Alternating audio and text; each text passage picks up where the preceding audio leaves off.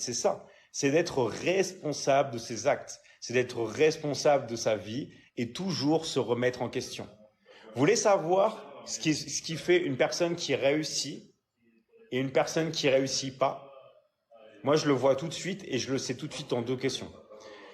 Si c'est une personne qui est responsable d'elle-même, qui considère que c'est ses actes, sa faute ou tout ça, elle va réussir.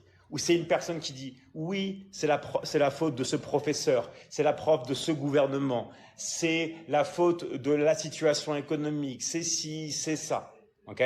Les personnes qui sont toujours en train de critiquer les autres et qui se remettent pas en question, c'est les personnes qui sont vouées à l'échec. Parce qu'en fait, elles se créent elles-mêmes leur échec. Elles se sont construites en elles leur propre prison. En fait, si vous voulez, dans la vie, on a tout ce que l'on est, ok? Nous-mêmes. Pas ce que l'on fait, mais comment on est. On projette ce qui est à l'intérieur de nous. Si vous êtes heureux à l'intérieur de vous, vous allez projeter de l'énergie positive, vous allez projeter le bonheur et vous allez voir le bonheur. Okay?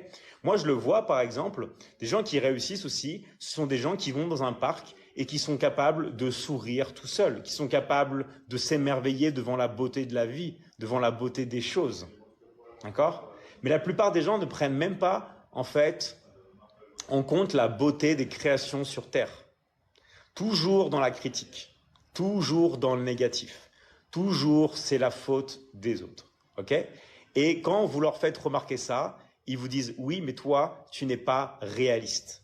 Sauf que le réel, c'est eux-mêmes qui l'ont créé. Ils se sont créés leur version de la réalité.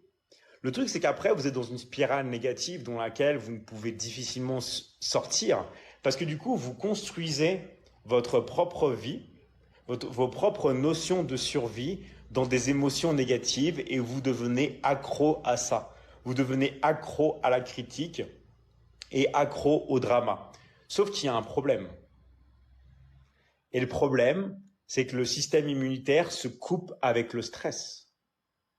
Donc en fait, si vous stressez, si vous vous sentez mal en vous, non seulement vous projetez de l'énergie négative sur les autres, tout ça, mais vous vous détruisez vous-même. Vous détruisez vos cellules. Et beaucoup de personnes, des fois, se plaignent d'avoir beaucoup de cellulite. Mais par exemple, le stress augmente la cellulite. D'accord? Donc en fait, comment ne pas avoir de stress? Eh bien, tout simplement, déjà, en arrêtant d'être négatif et de critiquer les autres et de se concentrer plus sur soi-même. Parce qu'en